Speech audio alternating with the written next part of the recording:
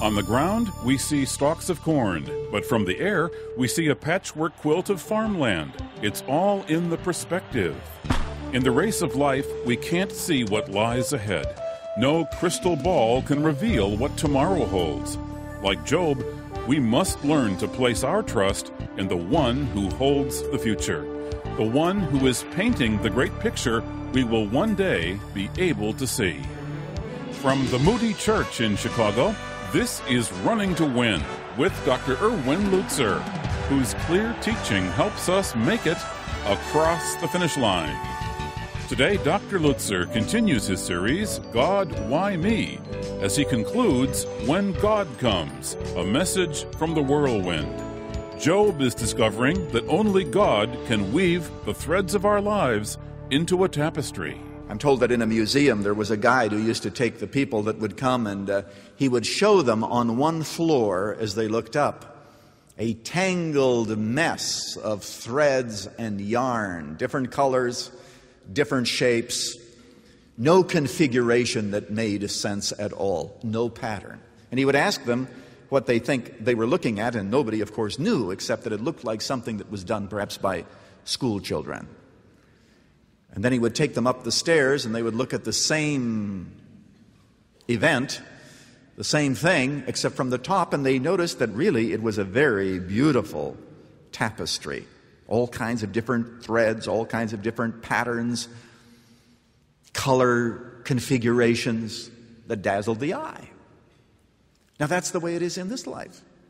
You see, we look at events and we see this tangled mess and we say, God, the mess is tangled and we expect you to show us the beautiful tapestry. Where is the design? And you know what God says? He says, I'm not going to show you the design. You can look at those tangled webs, but I want you to know that you can trust me that there is a design even though it is hidden from your eyes. You cannot figure it out.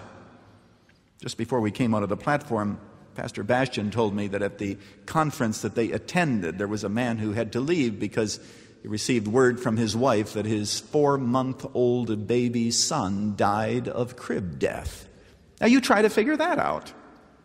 Make sense out of it. Tell me what God's purpose was. Show me the design. Show me how this event is going to have all those good repercussions. If you think you know, show me. The answer is we don't know. We don't know. Oh, we see a little bit of the pattern, but we don't see the design, do we? Now, here's the question. How do we bridge this gap between ourselves as probing, intellectual, questioning human beings and a God out there who is wholly other, a God whose design and pattern we are not permitted to see? We see only on this side of eternity. We can't look at it from up there, from heaven, where it's going to look all different. How do we bridge the gap? The answer is, of course, faith. Now, here's the thing. When I told you last week that Job was going to finally have a guest appearance by God, many of you probably thought to yourselves, you know, when God appears, finally the mystery is going to be solved, the answer is going to be given, God is going to show Job all of these things that are going to happen as a result of his faithfulness. There's going to be a whole host of various things that will take place. It will be as if Job triggered dominoes that are going to have all of these wonderful effects in his family and throughout all of eternity. That's what we expect. And some of you possibly came today hoping to hear that. Well, I want you to know, God says nothing about that. Nothing at all. He does not give us the answer that we would seek. He does not give us the answer that we think God owes us.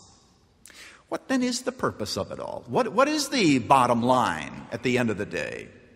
There is a purpose in it all, obviously, but the purpose is not that we might understand the hidden designs. The purpose is that we might simply trust the designer.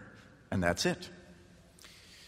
What God was saying to Job is, Job, if I can do all the things that you can't do, and if I know all the mysteries that are hidden from your eyes, and if I am bigger, and if I am better, and if I am more holy, why don't you simply trust that I know what I am doing, and that I can take you, and I can humble you, and I can raise someone else up, and even though to you it makes no sense, it is a tangled set of threads, why don't you trust me that on the other side there is a beautiful, exquisite, perfect design? Just trust me. And that is the bottom line of God's coming.